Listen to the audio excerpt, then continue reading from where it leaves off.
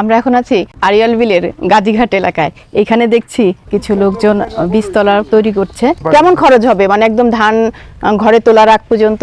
কানিতে 30,000 40,000 টাকা খরচ। মানে এর মধ্যে পানি, সার? কানি জমি 14,000 টাকা দেওয়া লাগে কাটতে, মেশিনে সরকারি মেশিন দেয়।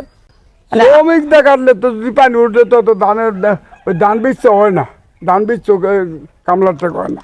তারপর জমা আছে, আবার জমা কি? ওই যে জান্না আছে, আবার 20,000 টাকা জমা রাখে। আচ্ছা, এটা বর্গা হিসাবে? বর্গা হিসাবে 20,000 টাকা দিল, 20,000 আর হইলে তোমার 40,000 60,000 টাকা খরচ।